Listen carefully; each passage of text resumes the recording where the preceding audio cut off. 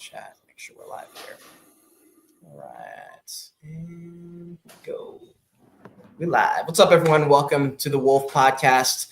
I'm really excited to get into this conversation today. We actually made a post about this company the other day. Maybe it was yesterday. This is Fairside Insurance. I'm really, really excited for this conversation. If you guys haven't noticed on the timeline, there is absolute degeneracy and lunacy happening all over the timeline. Not only is there being meme coins being dropped by every single project founder and famous person, but there are streamers live trading these things, and it's a big hit right now. All these streamers are trading live. They're using these platforms. I've seen about 30 separate unique videos of people getting hacked on stream or drained or something happens where they lost like a massive chunk of their money. And I think in crypto land, a lot of people say, yeah, I mean, you do that and you're cooked. There's nothing after that. And that's actually maybe not the end of the story. So I'm very, very excited to talk to Fairside here, talking about wallet draining, insurance for that. How's that even possible? So Drew, Brandon, welcome to the show. I appreciate having you guys on. I'm really excited. Thanks for having us. Yeah, thank you. Absolutely, man. Well, listen, I'm not sure who wants to start with this one. Big question. We'll just start it off with, what is Fairside Insurance? How are you guys even able to offer insurance? And then I kind of want to jump into a more macro conversation around the insurance world and why it is you guys even open up the business. What are some of the things that you were like, this is a value add that we could provide? Sure. Brandon, you want to kick it off? Yeah, sure. So Fairside's cybercrime coverage for your Web3 wallet. So think wallet drainers, phishing, social engineering, anything that someone that's self-custodying their assets in crypto needs. That's what we provide. So what makes us really different is we built Fairside differently. So you've seen probably a lot of DeFi insurers in the space, especially 2020, 2022 era. Everyone that could code was spinning up like a DeFi insurer. But I don't think that engineers are the best probably to build risk models, right? You need somebody from the background of insurance in order to do that, and then blend that with like people who have deep knowledge in blockchain. And I think that that's really the strategy that works best. But one of the things that we did was we replicated the traditional insurance system on chain. That's our real innovation, right? And so when I say that, what I really mean by that is that we've taken the economic model of insurance and been able to replicate that on chain in order to create the resiliency for our ecosystem. And that's really the biggest differentiator between Fairside and any other insurance platform that's tried to launch in the space, is that we have these core fundamental principles of the traditional insurance ecosystem that's made them like a titan, a powerhouse of industry, and lasted the test of time of over 300 years is because of those principles of diversification and using statistical probabilities and uncorrelated risk pools, things like that. That's where Fairside really stands out, is that we've stood to those true core principles of traditional insurance and then use blockchain for what it was really meant to do, because it doesn't change mathematical probabilities. Those are the things that insurance has to have. And blockchain's great, but it doesn't do anything to help that. What it really does is it changes the onboarding process, the transparency, the efficiency of handling claims, and bringing all that to the people. And then when you do it in a decentralized way, you now allow the community to capture all that financial benefit of the traditional insurance system, and you do it in a decentralized way. So the system becomes very like a circular financial economy, where you have the community that's supporting the product, you have the community that can now get access to a first of its kind insurance platform, which is actually an alternative to insurance. There's ways in which you can offer the same level of consumer protection and social and economic benefit without actually being a true insurance company. There are ways in which they do that in the US today. It's actually called cost sharing. It's a way in which people cost share health insurance right now. Very common. Millions of users in the US use it, and it falls outside of the traditional insurance system. Same type of model that we're using here to bring that social and economic benefit without having to and we can offer it globally, which is the key really for Fairside. Very nice. Very nice. Just to want to add anything to that? Just to simplify the use case there, our coverage applies to wallet draining and the various methods that people use to basically leave users with nothing in their wallet. So things like, like I said, wallet drain, scams, thefts through social engineering, phishing, malicious transactions, address poisoning, malware attacks, stuff like that. Yeah, Kate, I am the insurance dude. I am going to go very. We'll leave Drew to left curve it all the time. I'm going to get into the deep weeds of the model. I'll try to keep this surface level because I know that that's what most people want to hear. But there's a big difference between what we've created, and I think it will be seen as we launch and as you can see the economic model work, claims getting paid out. It's going to be a really exciting time for the industry to be able to have this level of consumer protection. Definitely. I mean, that's one of the things I think with insurance, a lot of people, part of the reason they don't want to deal with it, I think a lot of people look at it like a doctor or something. And they're like, a lot of times they go to the doctor, they're like, yeah, you've really got to start drinking water. You got to take the ibuprofen. You sit there and you're like, I can't believe I just went here, gave you my money, probably a lot of money. Nothing even happens. And like half the time I go to the insurance and they're like, yeah, we don't actually cover that. I can't really help you. And I noticed that even in my own case, in very small scenarios, insurance just feels like one of those things that people are like, I don't want to pay that. It's never going to happen. I end up getting screwed every single time. They're the only ones winning. And so you guys have a different model here. Plus you guys cover a whole lot more, I think. You guys are a little bit more, as well as, we had a space the other day and we were talking, and I think it was Lucas who came on. He was like, hey, what happens if like people come in and they just say they have a fraudulent, something happens and they say it was a wallet drain and they want to go in and they want to get some insurance from you guys. How can you even verify that? And your answer was pretty shocking, especially in light of all that had just happened in the news with Mr. Albright.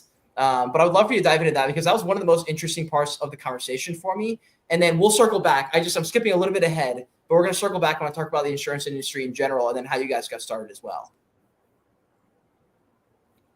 Yeah, of course. Yeah. So on the claim side, so when we looked at the type of products that we wanted to offer, we did some market research and we were looking at, smart contract failure, third-party custodian exchanges.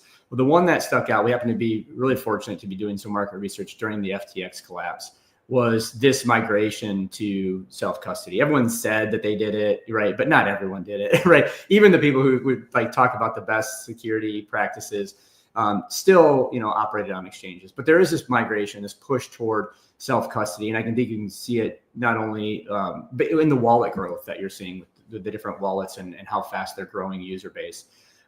So the concept was for us to get into this type of coverage in order to, basically be very resilient because it creates an isolated risk. But one of the it's uncorrelated risk. But one of the things that we had to solve was this claims dilemma, right? You have this ability in an anonymous type of way to basically create fraudulent activity. Very difficult. You can track it on chain. We can see what happens. We can see where the money goes, but it would be very easy to send like my assets to a secondary wallet. Just put my hands up, claim phishing, claim phishing.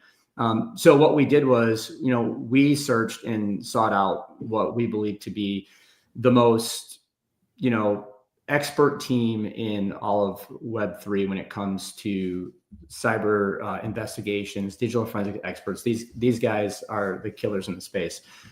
They are ex-FBI, they are ex-CIA.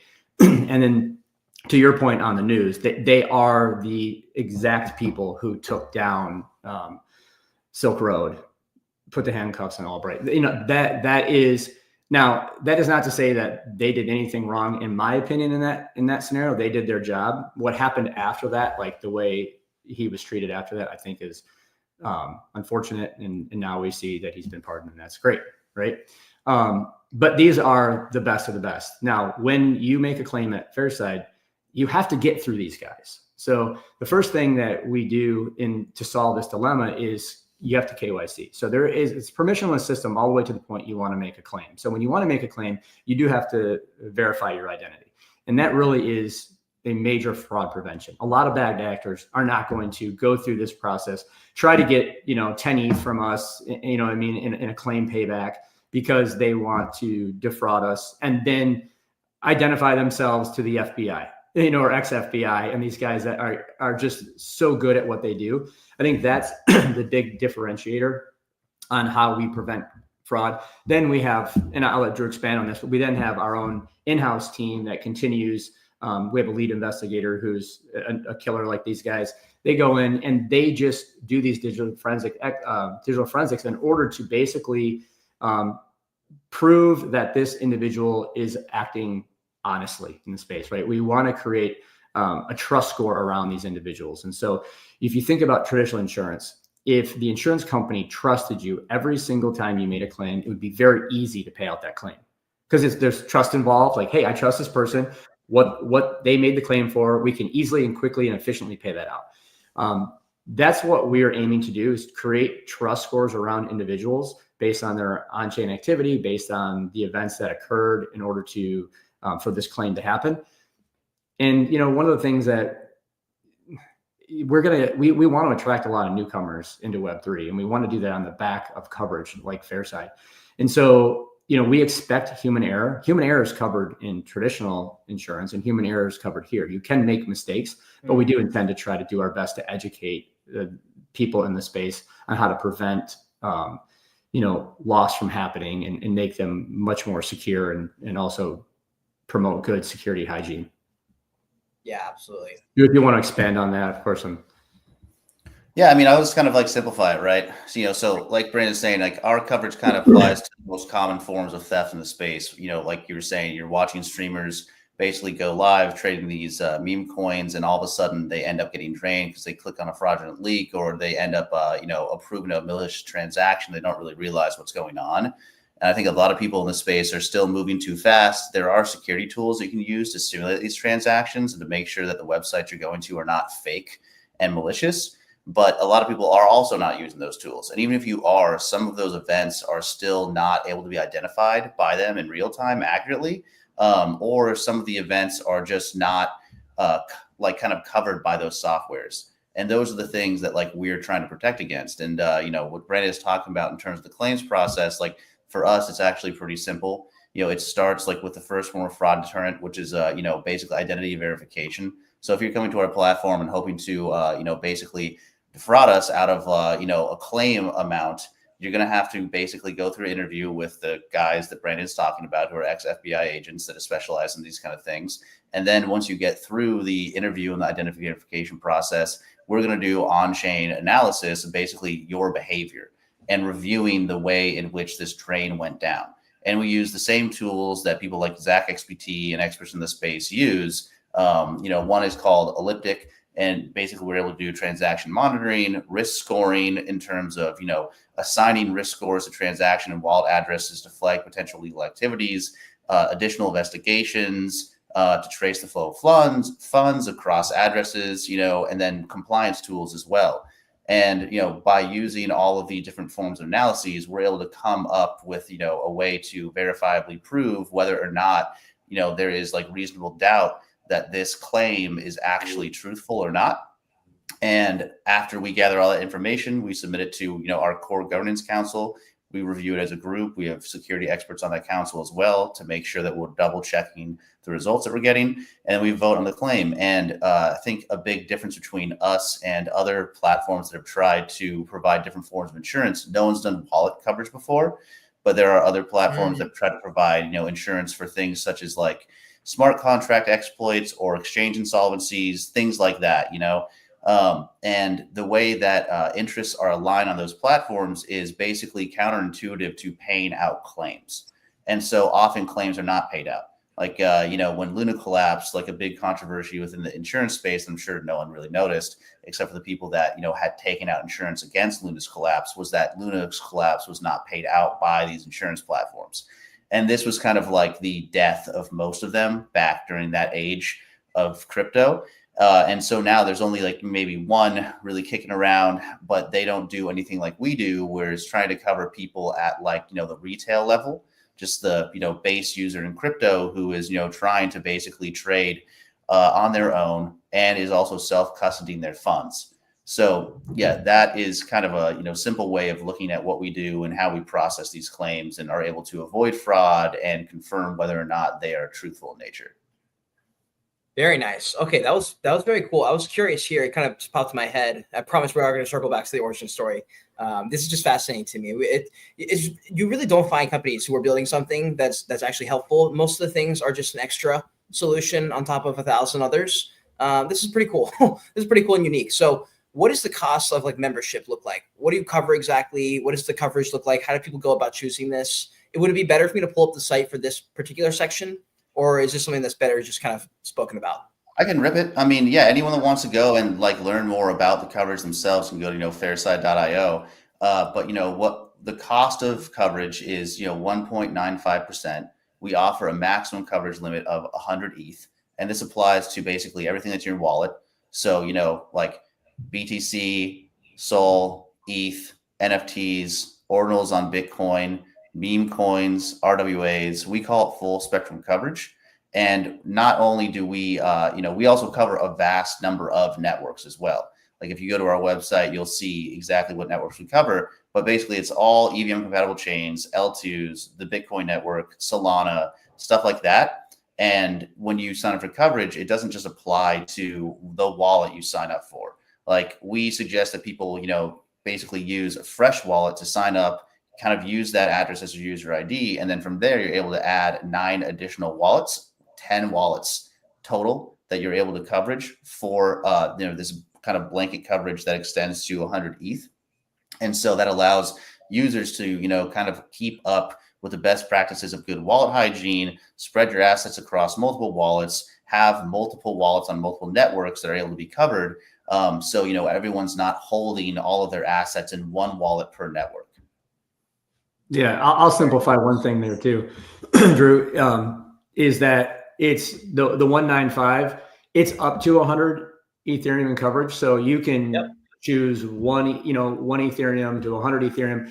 And when you're choosing the cover type, it's not that you're just covering ETH. It's ETH is the asset that we pay claims back in, right? So if you're choosing, $10,000 in coverage, because you want to cover your Sol, you can do that. You just have to realize that you will get paid back ETH as the asset as at the time of loss. So whatever, if you have, a $7,000 loss in Sol at time of loss and you have coverage for 10,000, we pay that back. You don't have, so it's annually 195. So $10,000 in coverage is going to cost you $195 for the entire year. Wow. Very nice. Okay, cool. Very cool. I think that's pretty reasonable. I mean, I guess you guys are the people to ask, like, what is reasonable insurance? What can people expect from normal insurance companies? Because in my experience, it's been pretty expensive to the point where I'm like, yeah, I'm just gonna wing it. Yeah, I mean, I think for how comprehensive our coverage is, it's extremely reasonable. If you're comparing it to cybercrime coverage, like traditionally, it is a bit higher, but it's not out of the realm, right? There are policies traditionally that are going to even cost more money. And so I think we're right in the wheelhouse of like affordability for the vast majority of people. But if you think about how fast 2% moves in crypto, right? Like we were talking earlier, right, about like meme coins and Vine and how fast like 2%. I mean, I don't even know if it registered 2% on the radar on its way up, right? It skipped 2% entirely. Yeah. And so, in order to cover your assets, that's not an exorbitant fee. And then when you think about people who have like NFTs that they really, really value, it's devastating to lose those NFTs. And it's devastating for a community to lose those NFTs because people, they don't come back. Those are active people in a community, that lose an NFT. They don't have any recourse to go and get recovery and then buy another one so that they can continue to participate. You lose somebody in that space. And so I think that, 2%, or under 2%, is just not a lot, especially in crypto for what you're getting. Yeah, absolutely. Sure. If there's anything you want to add, feel free to. Otherwise, I was going to say, I would love to kind of hear about the origin story, how you guys got into the industry, why you chose insurance ultimately as the sector you wanted to attack, and I guess how the experience has been so far. I would love to hear about that. Yeah, I mean, we can move on to that for sure. Brandon, you kind of want to talk about the origin story, and I'll sprinkle in some flavor. Sure. Let's do it. Yeah. So the story goes all the way back to the middle of 2017, honestly. So I discover crypto early 2017. What's happening in 2017? It's starting to rip. I don't even know what it is that I've really purchased at that time. I have no idea. Right? Someone told me at a lunch, and so. I'm like, well, wait a minute, this is becoming a very valuable asset. I thought I was going to jump in, jump out. I do a little bit of research and start to understand what crypto is and what blockchain is. And I become like very fanatical that digital assets and digitization of the world will sort of be the future. And I'm like, okay, I'm never leaving. Like, this space is here to stay, in my opinion. And my background is in the insurance sector. So I've spent the last almost 15 years working in insurance. I have a deep background there, everything from underwriting and doing some rate making and product development and go-to-market strategy for products for the insurance industry. And at that time, I really wanted to insure my crypto. And so I just went to every broker relationship I had, Lloyd's, like my office, we have an insurance firm. My office couldn't find coverage for anything even close to it. Nobody would touch it.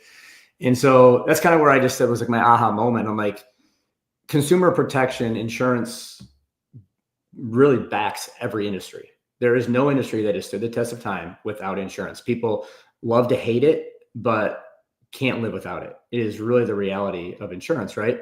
And so, this is where I'm like, okay, I have an expertise in this traditional industry. I spent some time really getting an education in blockchain and applications and how they work.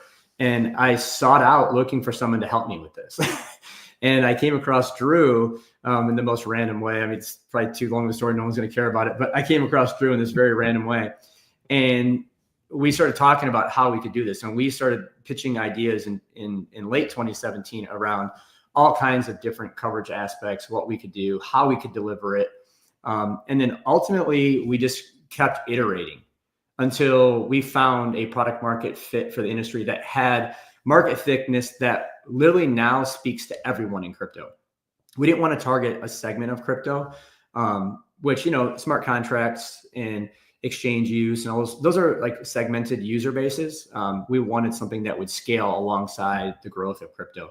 And so wallet coverage speaks to everyone in that sense. And so what we really wanted to do now is like, okay, we've got this insurance product. Consumer protection is so lacking in the space. This is like the one thing that we think will make the biggest difference is to bring affordable coverage on the wallet level to really bolster adoption in this space. Because if you're in Web 2 and you haven't come to Web 3 yet, it's likely because you're too risk adverse, right? It's just too scary of a place. You're not familiar.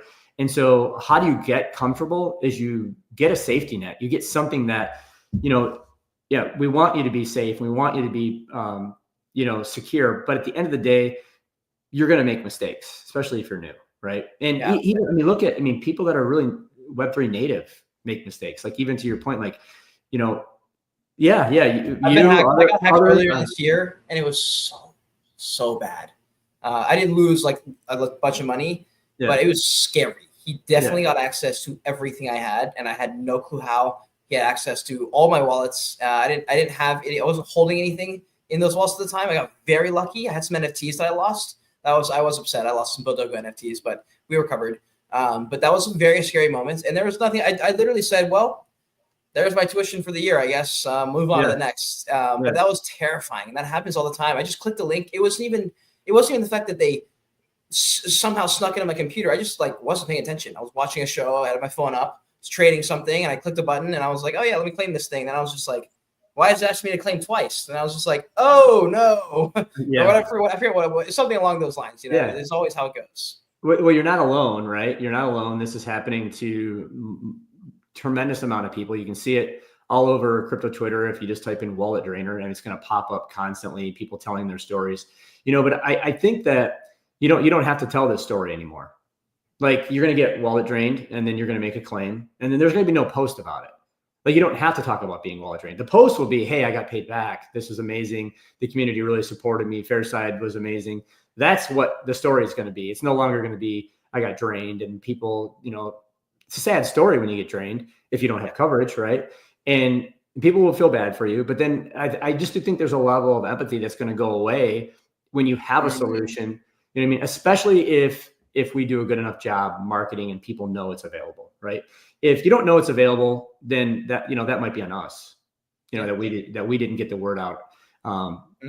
But yeah, so the origin story, it really came down to we have a background in this space in the insurance sector, and that we wanted to build something that would bring the most amount of consumer protection to the most amount of people. Unfortunately, we didn't do it fast enough, right? I mean, I think that people have been getting drained, too often, but building something of this caliber in the space, trying to make the user experience as streamlined as possible. You can sign up for coverage in under 60 seconds. Like that was our goal, right? And we accomplished it. And now we're launching on Abstract Chain in order to kind of put the ease of use on steroids for us. Like it's a very user, consumer friendly chain. So that was our goal, to be user friendly, to bring coverage. And yeah. So Drew, if you want to, anything I love. Yeah, I mean, like Brandon said, it's just, it's been a long road, like, especially for all of us who've been in the space for a long time. I entered into the space like probably early 2017, right before Ethereum came out. And one of the co-founders actually ended up calling me. He was a professional poker player in Vegas. And I think he was at a table with someone wearing an Ethereum hat who was probably like an early member of the team, and was telling people at the table about like this incredible new, decentralized VM that's going to be coming out, applications to be built on top of it. It's basically like, Bitcoin, but like, the next layer of the internet where code and finance intersects. And I was working as a developer in Boston at the time. And, he called me and told me to check this whole thing out. And I knew what Bitcoin was because obviously like I was going to school during the financial collapse in 2009, and I was studying econ, and, I was trying to understand like, how a collapse like this could actually take place. And all of a sudden the Bitcoin white paper came out. So I was familiar with that. I'd been given like a small amount of Bitcoin from different like salty devs in the space as a gift when I was younger. And so like I knew people were like using it to buy pizzas online and shit like that. But once I read the, Ethereum white paper, all kind of like clicked. Like I said, like I really understood this was going to become like the next layer of the internet where, code and finance actually intersects, and people would be able to build like life-changing applications on it that would like really decentralize value in a way that like never had been before. And, so I worked kind of like in different areas of the space for a long time. And, Brandon and I met kind of early on, and, we have come up with so many different ways to provide insurance for so many different products. Or rather use cases, and scrapped a lot of them along the way. And fortunately, like we have really good VCs that believe in us, and as they say, like allowed us to tinker until we came up with the idea that wallet coverage was kind of like the aha moment for us. Because instead of focusing on these kind of like large scale global events of where there's a smart contract hack or an exchange collapse, we could actually help positively affect users on like the kind of like the first form of interactions that they usually have when they start to self-custody their own assets. And so, yeah, like over the last few years, like we've just been building this solution, and we're excited to finally release it out to the public so they can actually, cover their wallets against all these different forms of theft, and have like a real kind of backstop, a lifesaver. So when, they move too fast, they make mistakes, or when, the protective software they're using isn't able to catch these, kind of like these malicious transactions. And like you said, you end up like signing for one that you don't realize. Yeah. That's what Fairsight is for. Very nice, dude. Very nice. You guys are great explaining this. And plus, I feel like anyone who's watching, this is probably the best insurance conversation you've had. I'll tell you that. I've watched I watched a couple conversations with insurance people. And I'm like, I feel like it's not as fun as this. Like, this is very interesting. And it's a huge value add for people. Like, I hope people who are listening to this conversation do engage. If you're on X, right above our faces, right above me and Brandon and Drew's faces is their account. You can literally just click the follow button. I love X. I love X because of that super easy way to connect with people. So definitely give them a follow. And retweet the stream also, if you haven't already. Let people know that we are talking insurance, and it's actually a really great conversation and very, very relevant to what's going on right here in crypto land. We were kind of talking about the website a little bit, so if you guys rewind, you can we pulled up the website a little bit. We'll probably come back to that as well. But I am curious on if there's any token coming out, what does it play, if it's going to play any parts, and what was the inception, I guess, behind the idea? Is there a play that can be made for the degens out there? And how do they work together with the company? Go for it, Brandon. Yeah. So yeah, we do have a token. It's the FAIR token. The simplest way to explain it is if you want to back the coverage, you want to join the ecosystem, you buy FAIR token. And then that token receives a share of every single membership purchased. So as people come in to buy memberships and get coverage for their wallet, a portion of that is automatically set aside and distributed to FAIR holders for their participation in the network. If you want to buy coverage, then you simply become a member, purchase how much coverage you want, sign your transaction, you're off to the races. The way the token interacts with the ecosystem is that, so if you it's not impossible to have just done this in a centralized way. Drew and I, with our co-founders, we could have spun this up in a way in which we benefited immensely from owning a company that does the first, wallet insurance, and that would just be a bunch of profits, right, that come into us. But the reality is, if you want to do this in a different way, if you want to make this a decentralized type of network, then the token plays an integral role in sharing the economic value of the network. And so, Andrew, Drew, Charles, Pepe, all the co-founders here and everyone on the team participates in the exact same way that people who buy the token do. And so the way in which we benefit is by owning and purchasing tokens from the network and capturing this share. And so our incentive is aligned entirely with the community. And so that is really how the token works. There's a very deep dive that we could go into in a very elegant, intricate system as to how the token all works. And I encourage everyone who wants to go into that deep dive to either go into it, hit me up. I mean, I will nerd out on this platform all day long if somebody wants to. But the reality is it's much simpler than that on the economic level. You can just participate by holding the token. And one of the things that we did on this token launch was we recognized the value of venture capital early on, right? They allowed us to build this thing. But venture capital and our team also values the community. At least our VCs do. That we value. I was going to say, you found some good VCs if that's the case. We do. We have some good ones, and the evidence will be in how we are launching, right? And so they've been in the system, some as long as 3 years, some a year. But the reality is, they all agreed that the way in which we should bring this token to market and this product to market was a fair launch. Well, how do you do that with VCs? You have to give everyone the same price that the VC had. Wow. And so now, if you look at our table of our cap table, and you can see it on the website, you pull it up if you want. But let me pull it up. We're talking amazing group of VCs, like ones that are well known that people know. Okay. Token? Do I get a token? It's going to be on. It's going to be on the main page. I think it's actually more so in an FAQ, but to kind of like bring it back a little bit there, like. It's interesting the way that our platform works, because what I find really interesting about the form of coverage that we're offering people is that, like, what people don't understand is that insurance was initially a decentralized concept, right? Like there's this thing called community risk sharing that farmers used to use like hundreds of years ago, where everyone within a community of farmers will get together and they pool some money into their own fund that ultimately was decentralized. And this fund would basically cover different farmers from that community against crop failure. So like, let's say Brandon, you and I were all farmers in the community. We all pooled funds together and Brandon's crops failed. Well, instead of like his livelihood falling apart, that community of farmers would give him the money to basically, restart the next year.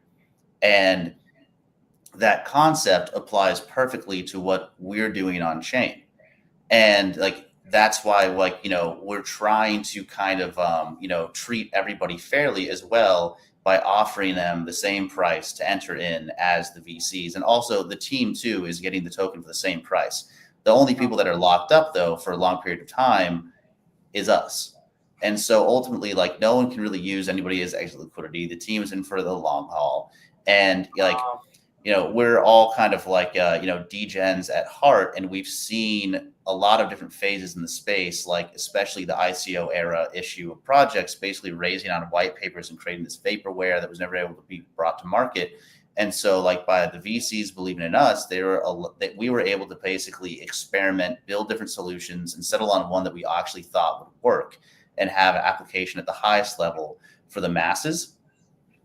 And that is ultimately like, why we are also offering this token to all these people at the same exact price, because, you know, the people that seeded the company early on, let us build, believe in us. And now if you believe in the product and you want to use it, we're extending the same offer to you, because we don't really see how long-term value is created outside of that.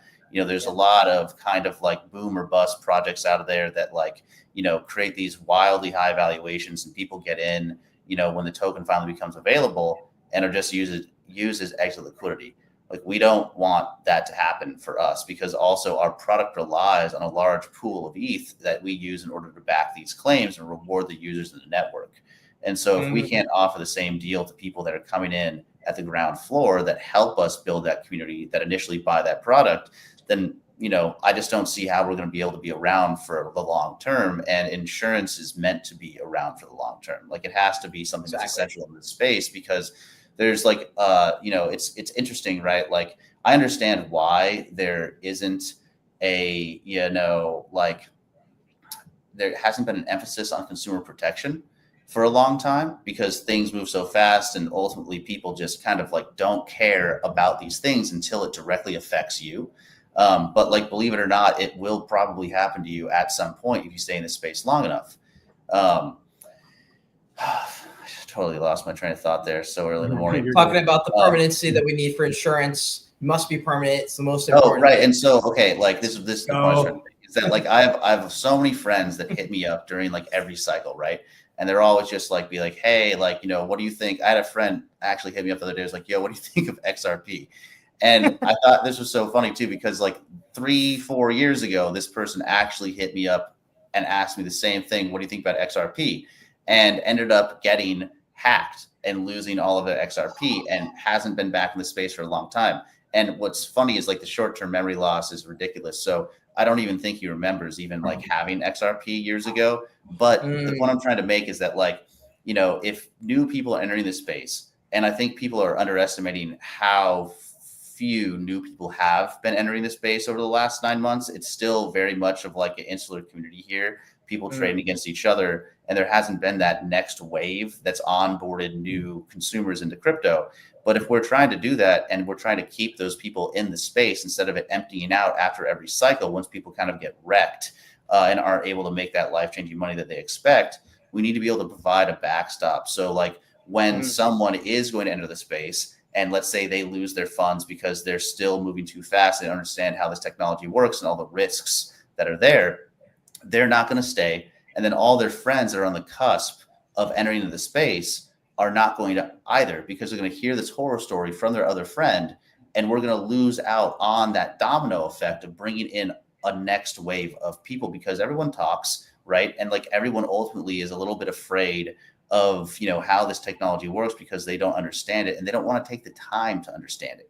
So like, if you don't want to take the time to understand it, at least buy coverage, you know, in case like you end up getting, you know, kind of got, like so many people do. And I think that's like, you know, such a important narrative, at least in my mind, is that like, when people enter the space, we need to find ways to keep them in it. Like, if you know, there was no such thing as insurance, like if you know, if car insurance wasn't a thing, I would probably like drive my car very sparingly. Like, I've been in multiple car accidents where like I haven't even, you know, like, I'm not the one that's caused the car accident. I've just been hit. And, you know, if I didn't have insurance for that, I would have no recourse. I wouldn't have a car, and I wouldn't be able to get around. And it's kind of the same thing in crypto. Yeah. Yeah, I do want to circle back really quick, because I know that this question, I think, started with the token, right? Yeah. And so we have great information coming out, but I want to touch on one aspect of the token and how it works.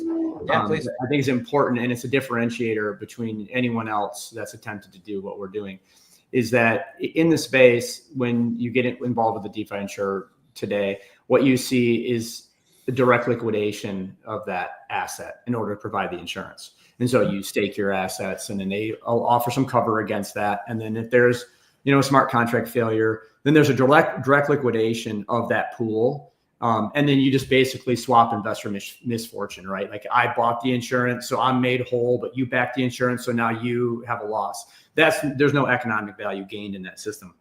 So what we did was we looked at it more traditionally and said, okay, well, we need one large uncorrelated, like, capital pool, like one that's uncorrelated to individual risk. Each one stands sort of on its own.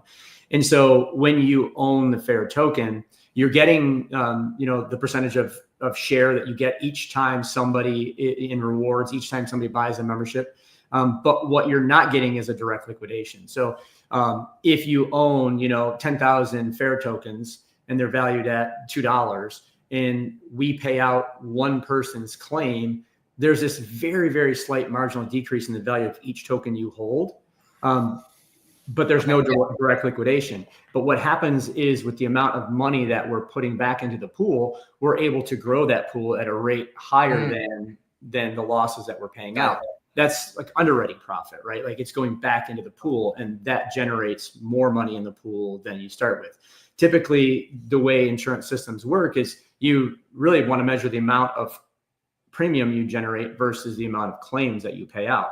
And that ratio with expenses and all that needs to be under 1. Anything under 1 is an underwriting profit toward the community. And by using blockchain, we don't have this tremendous expense load that traditional insurers experience. They have, cars and 401ks and, adjusters that they have to pay on payroll. They have big buildings, right? Like they have all these expenses that can equal 30 and 40% of the premium that you pay every single year. So every time you pay, $1,000 for your homeowner's insurance, 400 of that is accounted for the expense of the insurer, or, 300 to 400 of that. We don't have those expenses. So underwriting profits are a lot easier to generate inside of a system like ours, which benefits token holders. And that marginal decrease when we pay out claims, you shouldn't even notice it. That's awesome. That is very, very important, I think, for people to, if they're going to be jumping in there with their money, how that aspect of it works. So I'm glad you actually broke that down. Yeah. I'm curious, it leads me to this question. So companies who've tried, I'm sure there's been some other companies who've tried what you guys are doing. Maybe they haven't had as great of VCs that you guys are able to lock in. But what are some of the mistakes that they've made? What are some things to watch out for when people are looking around for insurance things? I'm sure you guys have thought about them because you guys are building that platform. Yeah. I mean, the mistake that everyone made was to try to reinvent the insurance wheel, right? That wheel has existed in modern times for 300 years and works as it stands today.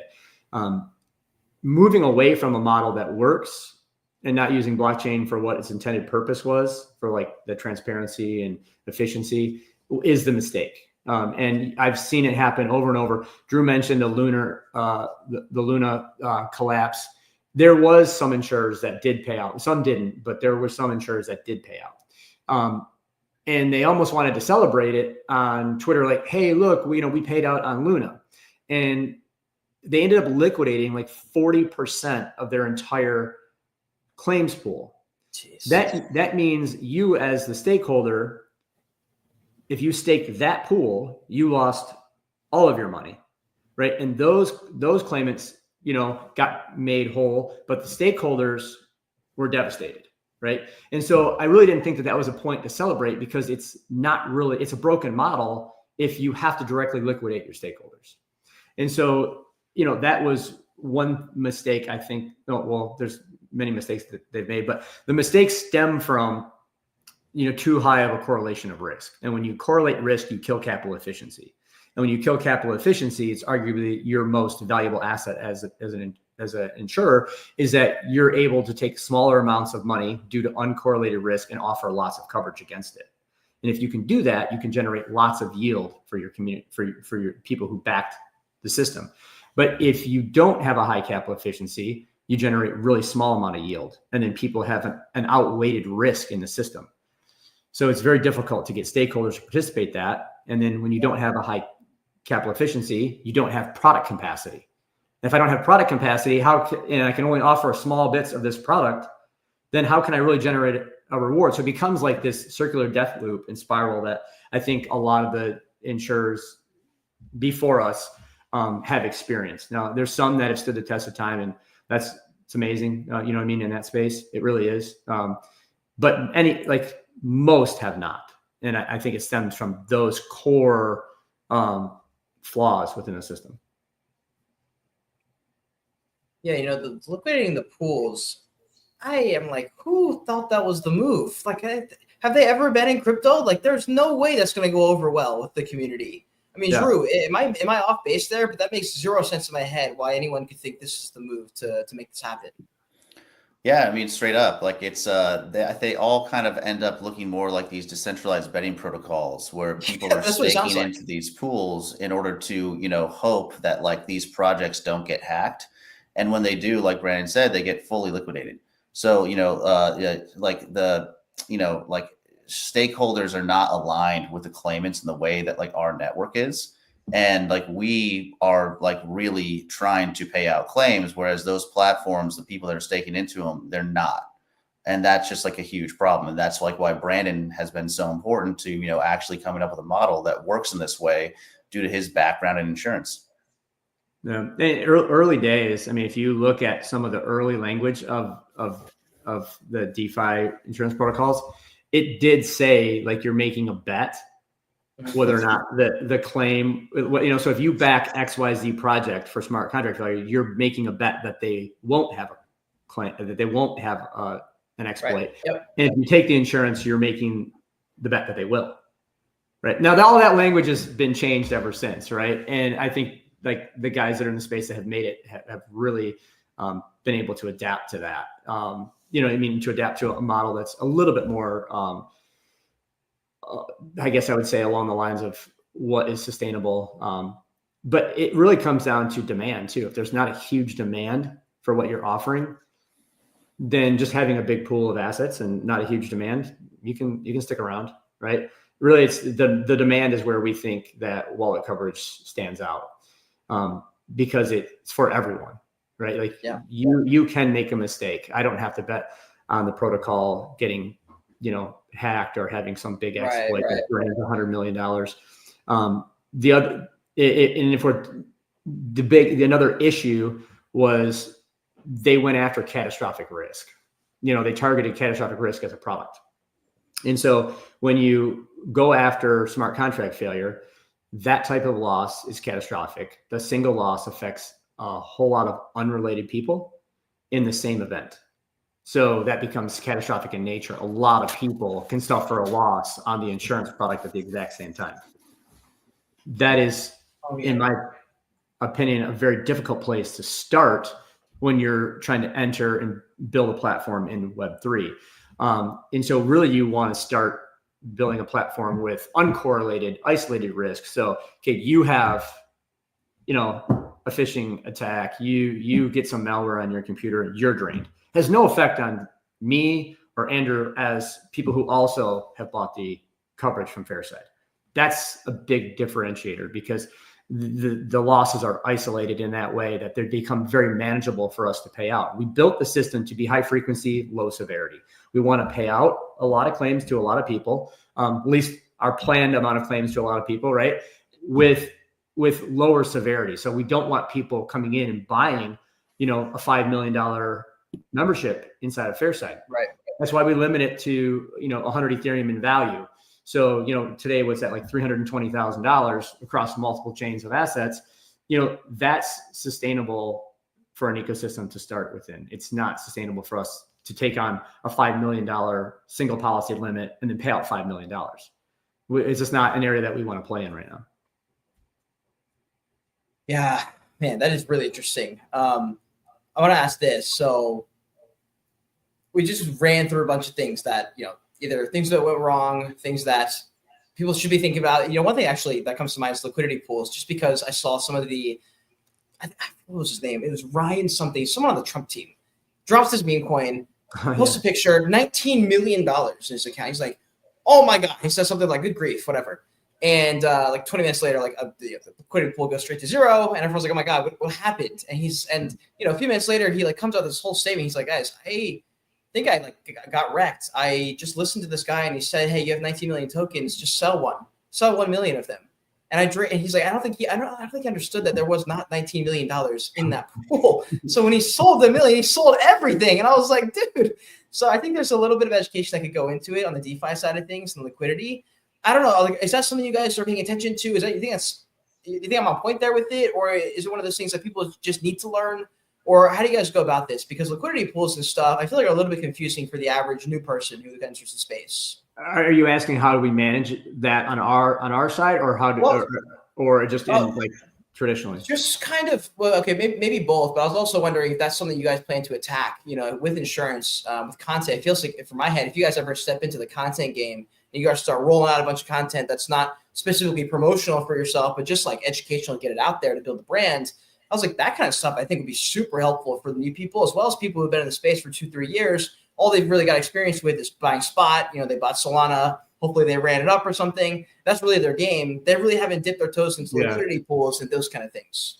Yeah, you're right though that, I'll let Drew comment, but you're right that people don't understand it. Like, actually, Drew and I were in a project that blasted off, and we ended up being like the biggest token holders in this whole thing, right? Yeah, and our bags were huge, right? And I made the mistake of just mentioning it to my wife. She's like, "Sell it all," and I'm Sell like, the whole thing. Yeah, I'm like, there's no liquidity for that, right? Like, it's not there. Like, maybe we could get out very, very slowly, but I would, an absolute death candle. Get done anything. And so it's an educate people don't understand. And I don't know if we've thought about like how we educate on that side of it. As as good actors in the space, it would be great to like holistically educate everyone on liquidity pools and things like that.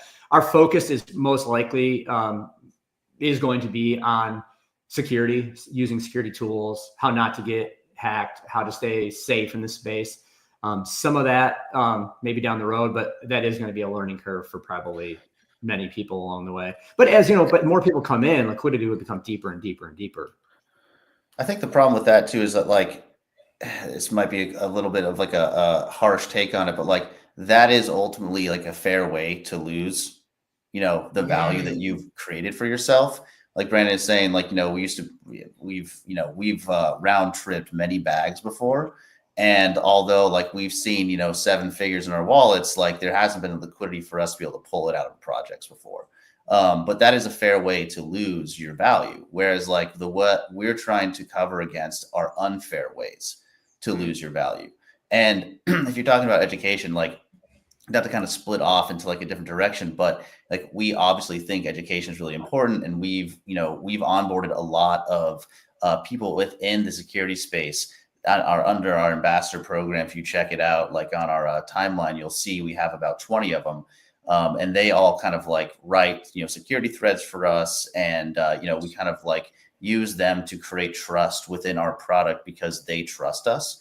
But also in terms of like the content side of things, like you're talking about, we've also been focusing on another side of the space, more of like the storytelling side of the space, like the side of the space that is about fun, because insurance is not very fun. And not a lot of people are going to be drawn towards it if they're listening to conversations about us breaking down the models and talking about like why certain projects haven't worked in the past. And, like the necessity of our coverage at a ground level is going to be something that people, kind of like, I think miss because, we're not part of a current meta that is really popular right now. Like we're not an AI agent, different things like that. So we had to find a way to be able to attract users to our brand. Yeah, right. Not yet. And the way that we're trying to attract users to our brand is just through kind of like creative storytelling. And we've created this character called Doggy Daddy that if you, again, check our account, like you'll see pops up on our timeline before. And the character is based off of kind of like, old Adult Swim content. Like, I don't know if anyone ever watched like Aqua Teen Hunger Force or 12 Ounce Mouse or, Squidbillies, or even like a really old one is Home Movies. That was created by the same guy that made Metalocalypse, and maybe no one knows any of those references. But if you check out these videos, this character is kind of a nostalgia ball for anyone in any generation that can relate to kind of like these, crudely drawn cartoon shows. And this character, Doggy Daddy, is really kind of meant to be ultimately the ambassador that draws people into Fairside as kind of like people's spiritual guru. So, he really was a down and out NFT trader. Like his wife his life has completely fallen apart. His wife has left him because of all the, bad decisions he's made and all the ways he's been constantly getting scammed over the course of years in the space, like so many people who have exited and come back. And, through finding Fairside one day, he's finally able to get this peace of mind and like reestablish like his own serenity, and now wants to kind of like evangelize the product and go around and let everybody know that if they buy Fairside too, they can find the same peace that he has found himself. And it's a really, really funny character. We've put out some videos on it in kind of different animation styles. One is more the Adult Swim kind, and that's the one that we'll be using to kind of like tell more of his story. And then another form that you'll see are kind of like these also like crude 3D videos as well. And those videos more so are going to be focusing on the education side of Fairside. So, like, what is a phishing attack? Like, what does it mean to get your wallet drained? Like, what are good forms of wallet hygiene, and how can you kind of make sure that you're following the best practices so it's harder for you to get drained? And when you do, you're only losing a small fraction of what you have. And like, I think the thing that like draws a lot of people into, there's one of the videos. I was gonna say, I was trying to find one. Okay, perfect. Yeah, so this video is about like wallet draining itself. And, like the universe that Doggy Daddy comes from, like we're creating these additional characters. And one of them is this, like, again, like weird kind of bat-like character. His name is Kev, and he's Doggy Daddy's sidekick, along with Doggy Daddy's little dog called Tiny Dog. And this movie or this video is meant to kind of illustrate the benefit that we have to people who get drained, and how we can provide a lifesaver for them to kind of like, pull them out of the depths of the ocean that Web3 really is.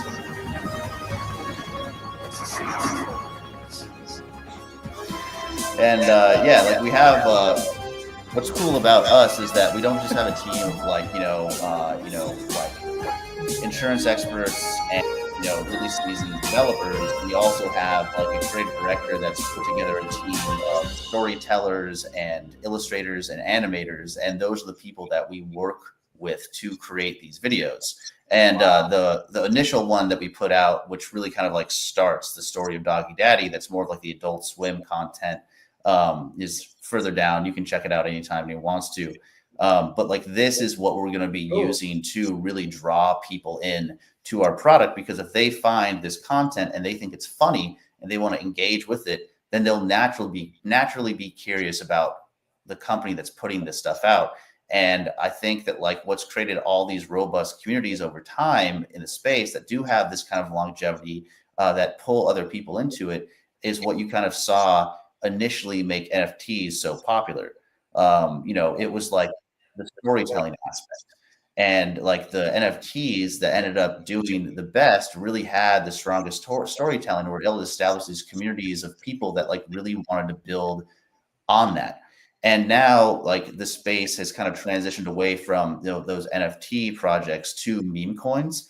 And like the meme coins that like I've been most attracted to, and other people on our team, are the meme coins that have the richest storytelling behind it. Like if you look at something like Smoky Chicken Fish and all the hilarious videos that they've put out with their community, like that stuff is hilarious. And those are the things that ultimately catch fire and draw people's attention to them.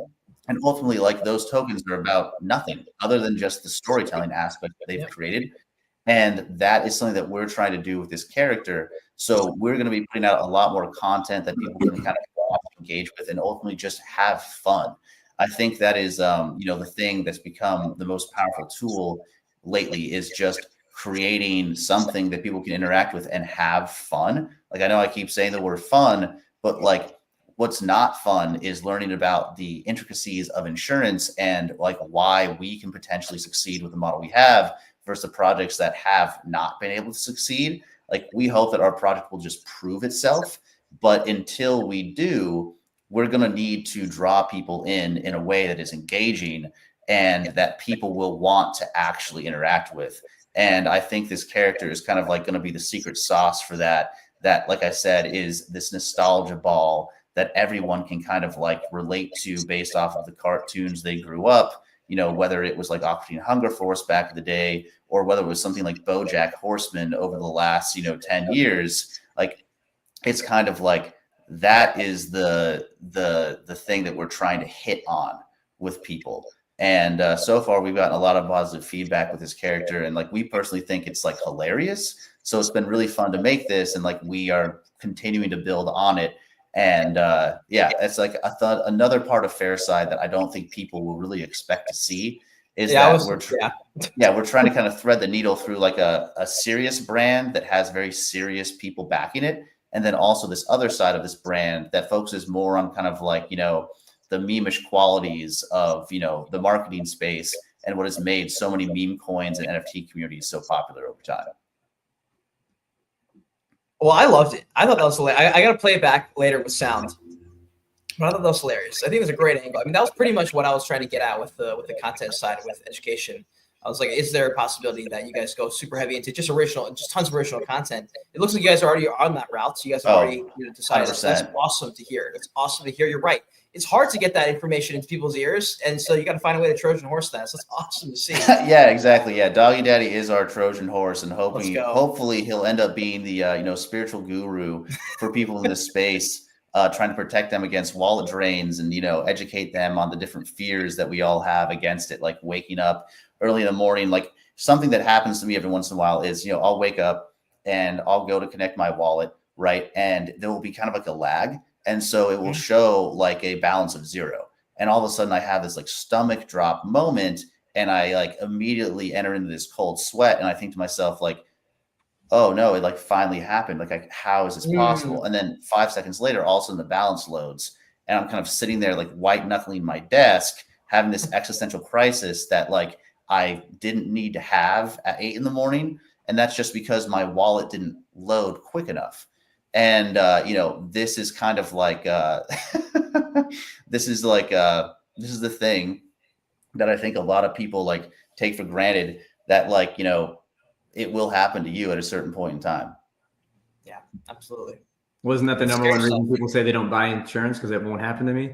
Yeah, right. Exactly. Like people just don't expect, people don't believe that things are going to affect them until they directly do. Then the number one thing that people say when they have a loss of any kind but didn't buy the insurance is, I didn't think it would happen to me. Right, exactly. Yeah. Dude, I agree with you. I have been there, done that. It's crazy. My dad had like a life-changing experience. He got hit by a car. He was like this close to being killed. And he just came back one day and he was just like, well, thinking about life a little bit differently now, moving forward. He was like, I never thought that would happen to me. And he bought life insurance, didn't he? He did a bunch of things. I don't know exactly what he did. He made a lot of life changes, and it was pretty crazy. I remember that was insane. So I absolutely agree with you.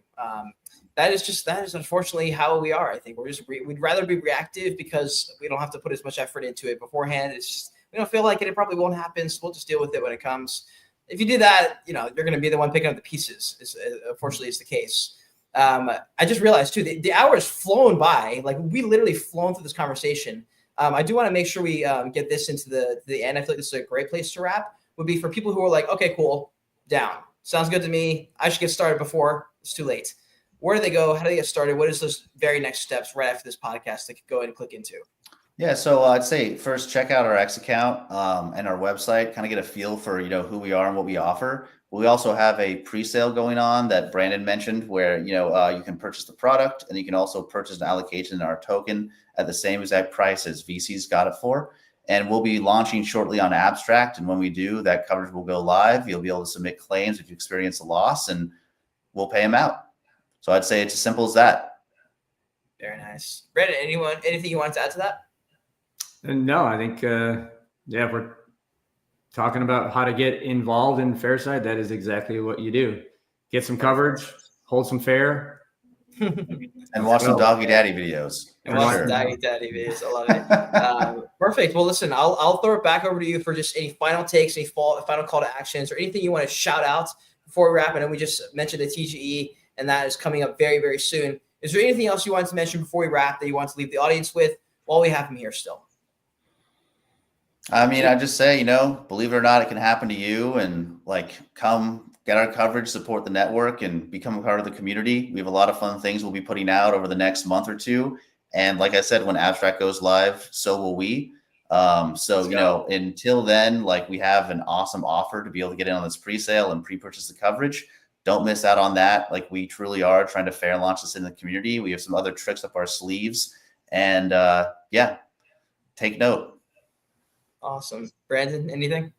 I'm good. Thank you for having us. Yeah, appreciate it, Cade. Absolutely. Guys, everyone who's in the stream, I appreciate everyone who came through. Thank you for watching with us. If you haven't already, give them a follow. If you're on YouTube, go to the description down below and click on their account and give them a follow. Check out their site.